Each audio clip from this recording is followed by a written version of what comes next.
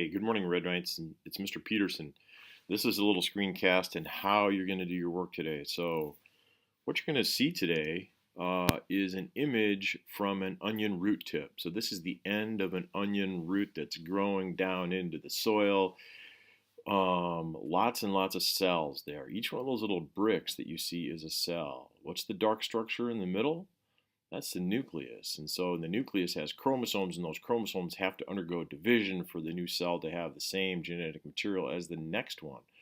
So what you're going to do is take a look at some images called micrographs. You're going to find those on PowerSchool Learning on the online school day.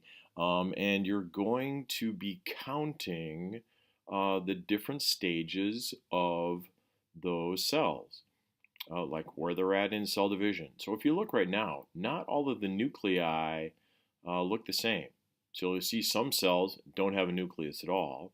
If that's the case, when you look at your micrograph, you don't count those cells. Only the cells that you can really tell what they're doing are you going to count.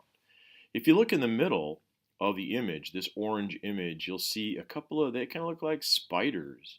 Those are some chromosomes. Those cells are actively dividing. Up toward the top middle, you'll see that there are some cells that are doing the same kind of thing. And then there are some cells that are in between all kinds of other things. So what you're going to get is a micrograph. It's going to look kind of like this. I don't know if it'll be green, but even in this, how many cells are there? You know, there's like 20 cells here, and they're all doing different things. So what you're going to do is use the key that's on the directions, and you're going to look at individual cells, like this one. That one looks different than the other. So where is that in the cell cycle? So there are names for these, and you're going to have to take a look at the key and use that key to decide what cell is in what phase. So here's another one. This one looks different than the other one that I brought up. It's a little darker staining. You can start to see some chromosomes in there. Those dark blobs are the chromosomes that are starting to show up. And what about this crazy cell? It's like, oh, what's going on with that cell?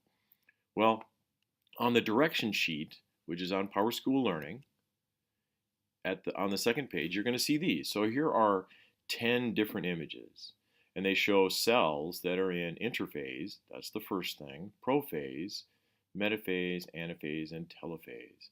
So pictures 1 and 2 are typical of what cells look like in interphase. What's the difference between 3, 4, and 5 and 1 and 2? Well, if you notice, you can start to see some squigglies. Yeah, so those are the chromosomes that start to show up. And in 6 and 7, the chromosomes have moved. They're someplace else.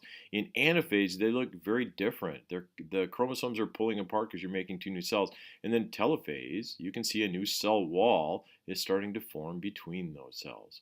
So this image with the orange stain and the labels 1 to 10, that's on the direction page. So let's use that. You're going to fill out some information on a Google form. Use the drop-down menu, find your name. It tells you what micrograph you're using, A, B, or C. It's to the left of your name. Okay? And then there's a Google form that you're going to, after you open up the micrograph, you're going to count the various cells in the different stages and put them onto the Google form. And that's going to populate a spreadsheet that we're going to use when we come back to school sometime in the near future. Okay, so this is your assignment for today, for Wednesday, January 29th. Thanks.